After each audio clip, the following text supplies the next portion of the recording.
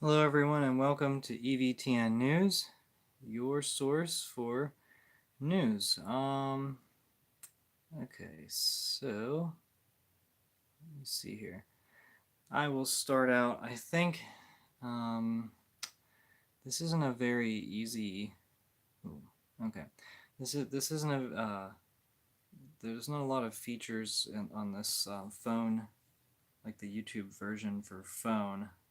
Um, so I can't share. I don't think I can share screenshots. I'm not sure.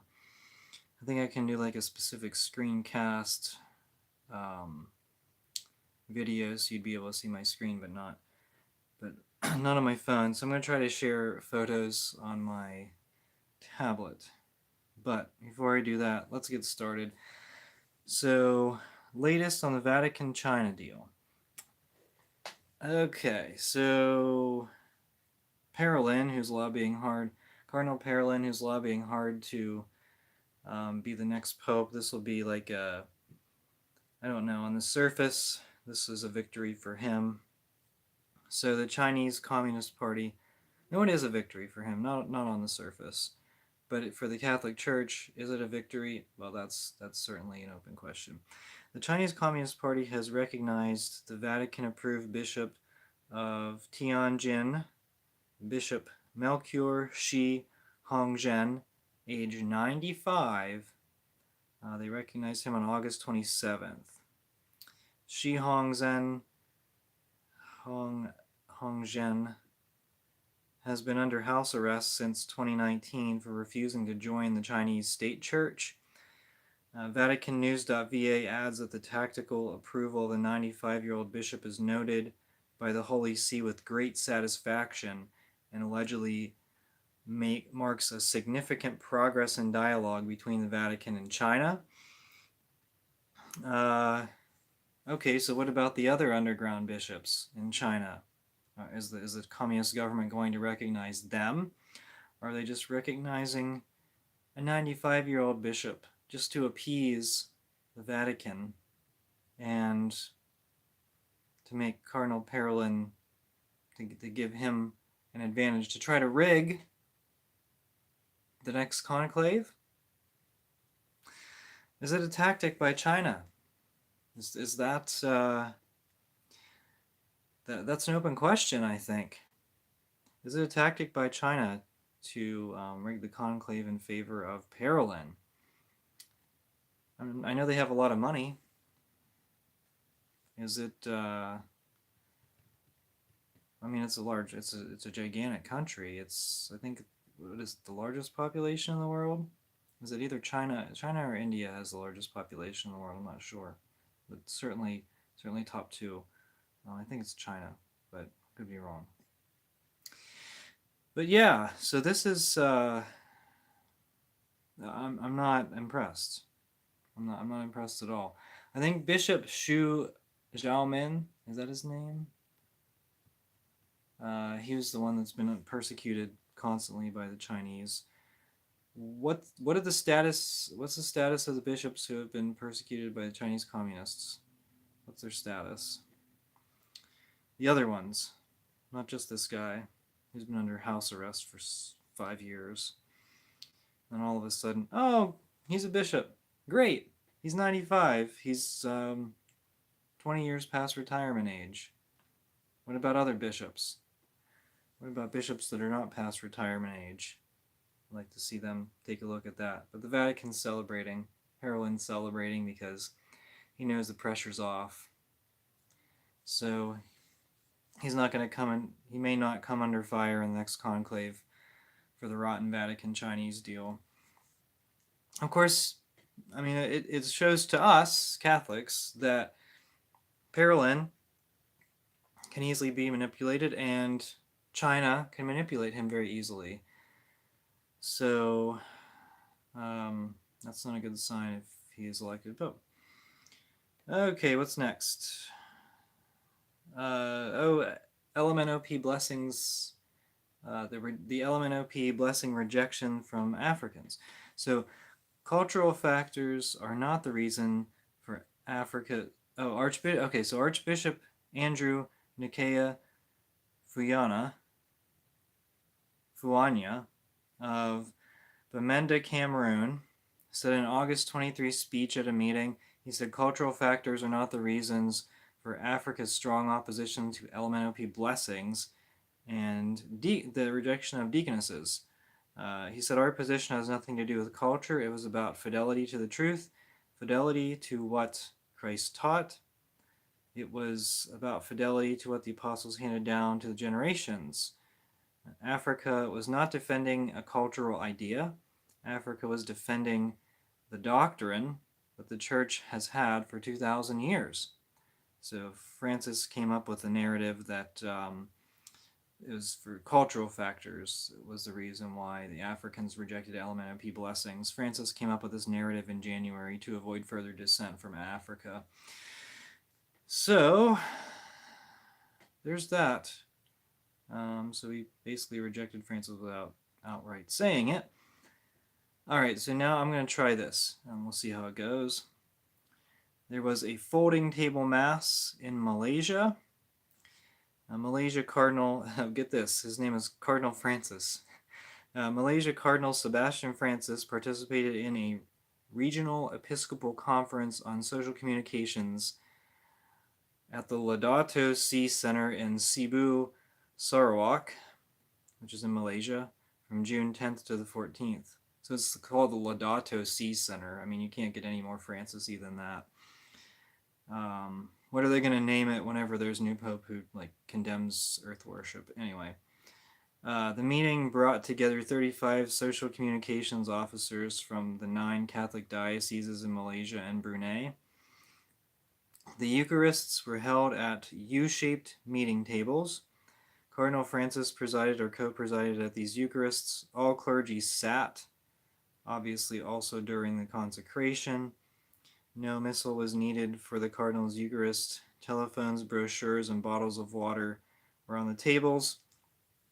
For communion, a chalice with host was passed around for self-service. I think that's I think that is not licit. I mean, I know that's not licit, but I don't think you can give yourself the Eucharist unless you're a priest. So I'm going to try to show the photos. Let's see here.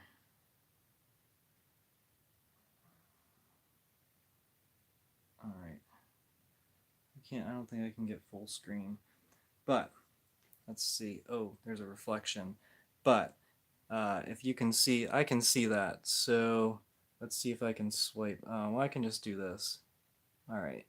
And then I'm just going to scroll through some of the photos. And that's the communion. They're passing the communion around for self-service. Notice they're all sitting. Oh, there we go. He's offering the Eucharist. So this is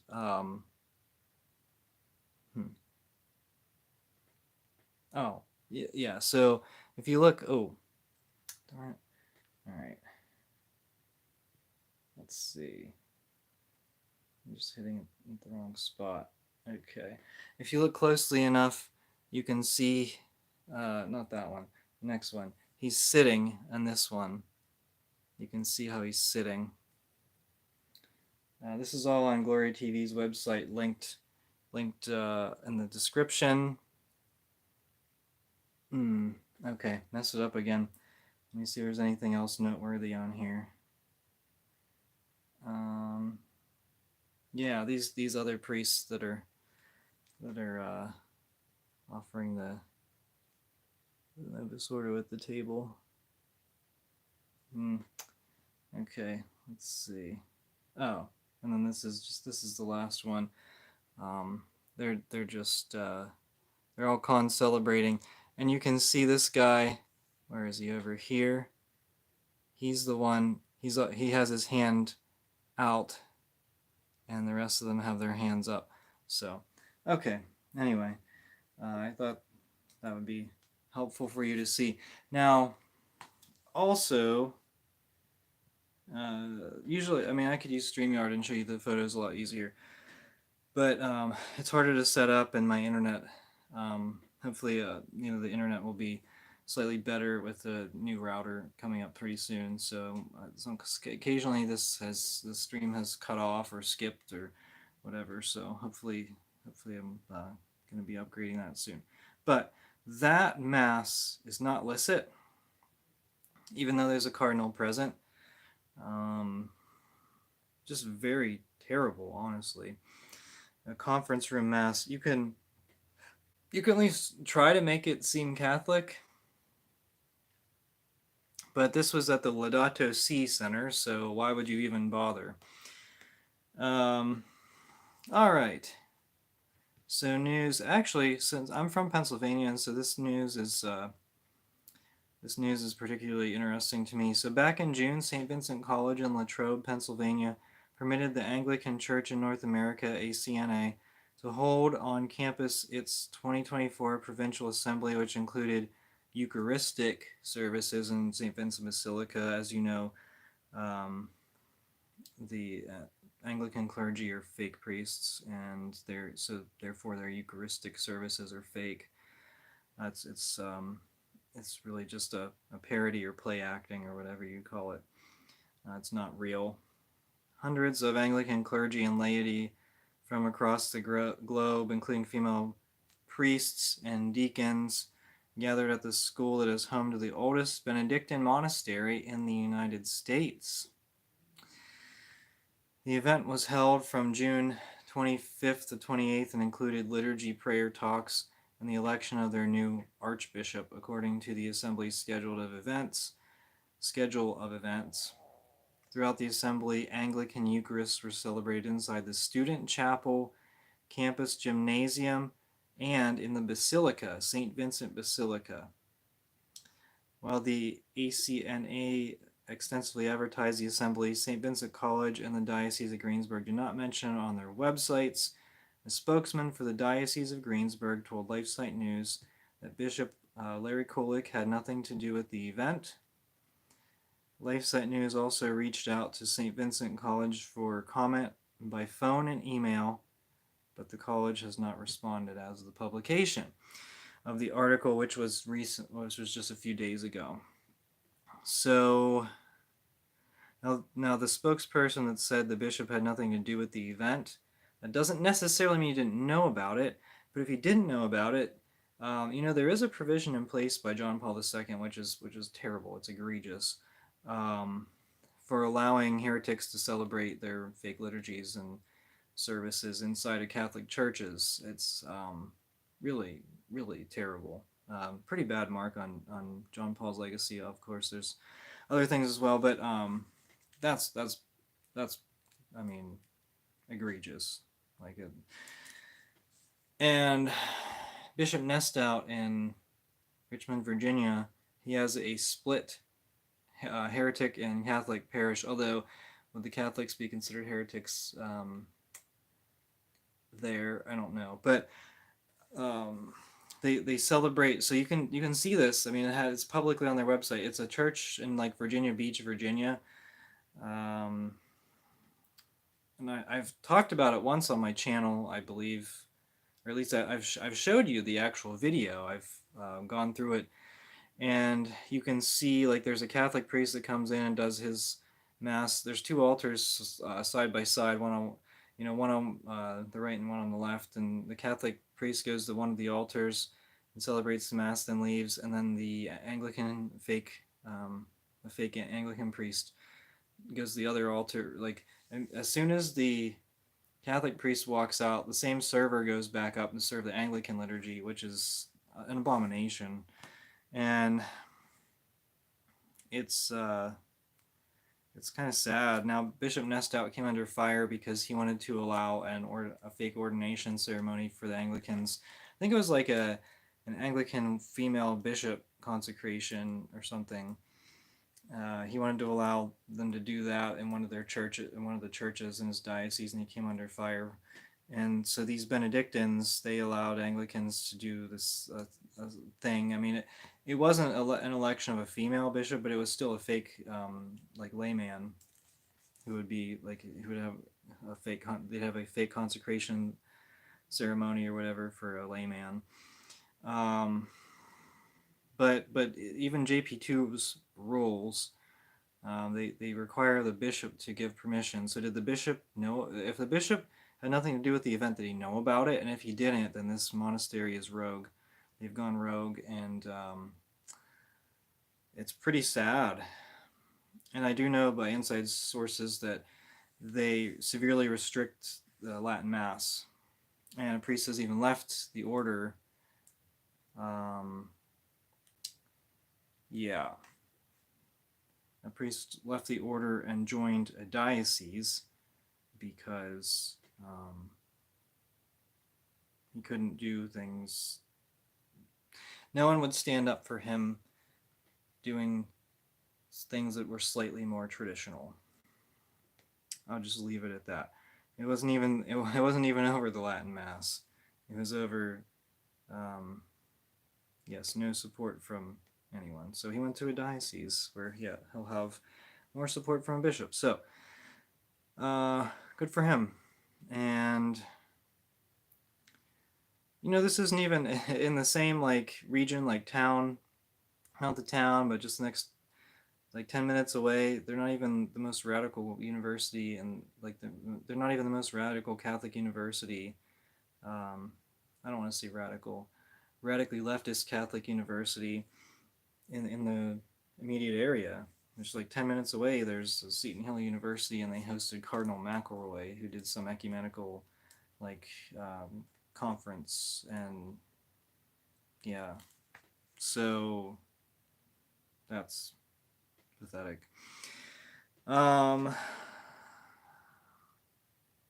then you're not too far from Pittsburgh, the diocese is advertising an event with Rotten Bishop Stowe, who's going to be giving a speech at one of the diocese, like I think it's the diocese pastoral center.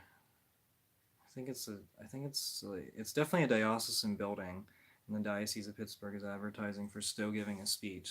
So much for the Catholic faith. Although it does exist, it does just not really in the Chancery in Pittsburgh. Okay. Of course, that's a diocese of Greensburg that we're talking about. It hosted the Anglicans. I think Pittsburgh. Seems as though Pittsburgh would have embraced that if they were given the opportunity. Pachamama Rite of Mass. Okay. In a new report by Vida Nueva Digital, groundbreaking details were revealed about the proposed Amazon Rite of Mass, a fruit of the 2019 Amazon Synod held at the Vatican.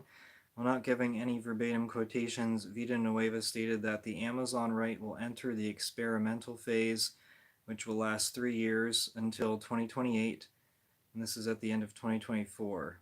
It will begin at the end of 2024. Father Agenor Briganti, Vida Nueva's source, serves as the head of the theological team of Latin American and Caribbean Episcopal Council. Wow, that's a mouthful. And also advisor to the Ecclesial Conference of the Amazon. Briganti additionally serves as the coordinator of the process of elaboration of the Amazon Rite for the Ecclesial Conference of the Amazon, and advocates for the ordination of women to the diaconate and the priesthood along with married priests. The influential priest is a key advisor. He's a priest, right? Yes, the influential priest is a key advisor to the current synod on synodality. So this is coming pretty much directly from high-ranking Vatican sources, probably Pope Francis. I mean, obviously you can't say that about everything. I'm sure he doesn't have time to work on everything specifically, but this is something that they've been pushing for a while, is this Pachamama Rite. And it will be interesting to see what kind of pagan elements are involved in here, but as you know, the pagan idol Pachamama was worshipped in Vatican gardens, and I don't think there's any dispute on that. I mean, people try to make it a dispute because they They try to make excuses for Pope Francis, but at this point, it's not. It's not a great pastime to make excuses for him anymore. Well, it never was, but it's not really worth your time because it's pretty clear a direction he has tried to take the church. But the church exists locally. Pope Francis, he can ban masses in diocesan churches, but he can't ban the mass universally. I mean, no pope is permitted. It's an offense against divine law. I think it's pretty clear that you can't attend the clown mass, you can't attend the Pachamama mass, you can't attend masses that are not licit, and so you're starting to check a lot of boxes, or well, cross a lot of possible potential options off of your list of where you can attend mass, and but that's really what it comes down to, is that we are in a state of liturgical anarchy at this point. I mean, there's no dispute on that. Especially when you're looking at folding table masses, looking at the Pachamama Rite, looking at Anglican heretics celebrating their fake liturgy in a Catholic church, which, can you attend Mass in that church, or does it need reconsecrated? I don't know. It's an honest question. What did they say about it pre-Vatican II? I'd like to know. I would like to know, because that would be where you can find the Catholic faith, is pre-Vatican II. That's, I mean, that's just how it is. It's crazy. Things get worse and worse every day. The more news stories you hear, you think you're not going to be shocked, and then another news story comes out. So, but with that being said, you can find your Catholic faith locally. Sometimes it's difficult, but you just got to look around.